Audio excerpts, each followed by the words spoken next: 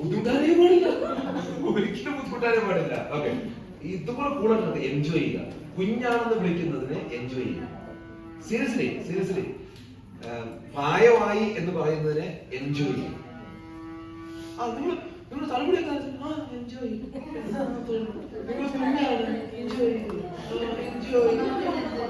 അത്രേ ഉള്ളൂ. നിങ്ങൾ വരിക തടിയുള്ള നിങ്ങൾ ഈ കഴിഞ്ഞ ദിവസം ഒരു ബ്യൂട്ടിഫുൾ വീഡിയോ ഉണ്ട്, അത് നിങ്ങൾ കണ്ടെന്ന് എനിക്കറിയത്തില്ല.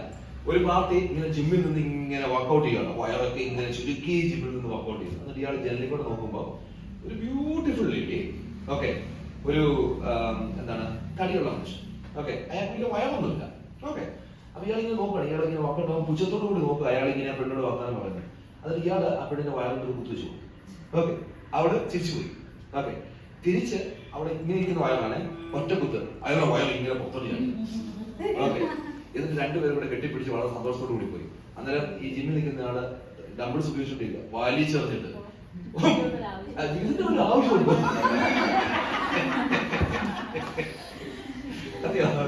ഇതിന്റെ ഒരു ആവശ്യമുണ്ട്. ഇയാള് കഷ്ടപ്പെട്ട് മരിച്ചു കിടന്ന പണി. അന്നേരമാണ് അവിടെ ഇങ്ങനെ ഇരിക്കുന്നവരാണ്, ഇങ്ങനെ ഇരിക്കുന്ന ഒരു പെണ്ണും കൂടി അത് കെട്ടിപ്പിടിച്ചു പോകുന്നത്. അതുകൊണ്ട്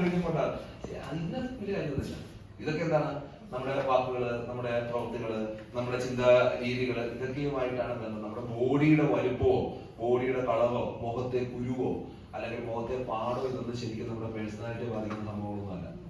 ഓക്കെ, അങ്ങനെയാണെങ്കിൽ എന്താണ്, ഞാൻ എന്താണ് ഓഫറിനെ കുറിച്ച് പറഞ്ഞില്ലായിരുന്നു, ഓഫർ വിഷയം. ഓക്കെ, അവരൊരിക്കലും എന്താവില്ല, അത്രയും ഫേമസ് ആയിട്ടുള്ള ഒരു ടോക്ക് ഷോ നടത്തുന്ന വ്യക്തിയായിട്ട് മാറില്ല. ഓക്കെ, ലോകത്ത് വിജയികൾ മൊത്തം എടുത്തു കഴിഞ്ഞാൽ കൂടുതലും ബ്ലാക്കാണ്. വിജയികളിൽ മൊത്തം മാക്സ് ടോട്ടൽ നമ്പർ എടുത്തു കഴിഞ്ഞാൽ കൂടുതലും ബ്ലാക്കാണ്, വൈറ്റ് അല്ല. ഓക്കെ, നമ്മൾ പിന്നെ വൈറ്റും അല്ല അതിന് സംഭവം അറിയാമോ? ദൈവം അപ്പം ചുട്ടാതെ അറിയാമോ? ഇല്ല, അറിയില്ല. അല്ല, അപ്പം ചുട്ട ദൈവം എന്താണ്, മാവ് മണ്ണ് വറുത്താണ്. ശരി, ദൈവം അപ്പം ചുട്ടിരിക്കുന്ന സമയത്ത് എന്താണ്, ആദ്യം അപ്പം ചുട്ട് കഴിഞ്ഞപ്പോ ദൈവത്തിന് പിടുത്തമില്ല, എന്താണ് വേഗമോ ഇല്ലെന്ന് കൃത്യമായിട്ട് പിടുത്തമില്ല. അപ്പൊ പെട്ടെന്ന് ദൈവം ഇതെടുത്തു. എടുത്തോടുകൂടി എന്ത് സംഭവിച്ചു, ഈ സാധനം വെളുത്തുപോയി, ആ വെളുത്ത സാധനം. ഓക്കെ, അപ്പൊ കംപ്ലീറ്റ് വെളുത്തു, അങ്ങോട്ട് വന്നിട്ടില്ല. ഓക്കെ, അത് ദൈവത്തിന് മനസ്സിലായി. അപ്പൊ ദൈവത്തിന് മനസ്സിലായി കുറച്ചും കൂടി എന്ത് ചെയ്യണം, ഇതിനെ റെഡിയാക്കണം. അങ്ങനെ ദൈവം വളരെ സൂക്ഷിച്ച് എന്ത് ചെയ്തു, അപ്പം റെഡി ആയിട്ട് ചുട്ടു.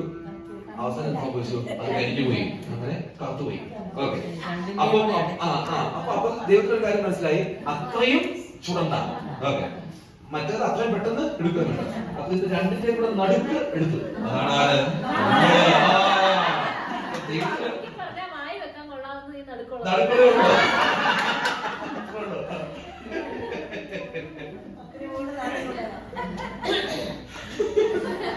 ഓക്കെ. അപ്പൊ അതുകൊണ്ട് നമ്മൾ ഒരു കാരണവശാലും എന്തിന്റെ ആവശ്യമില്ല, ടെൻഷൻ അടിക്കേണ്ട ആവശ്യമില്ല. നമ്മളാണ് ഏറ്റവും സുപ്പീരിയർ ആയിട്ടുള്ള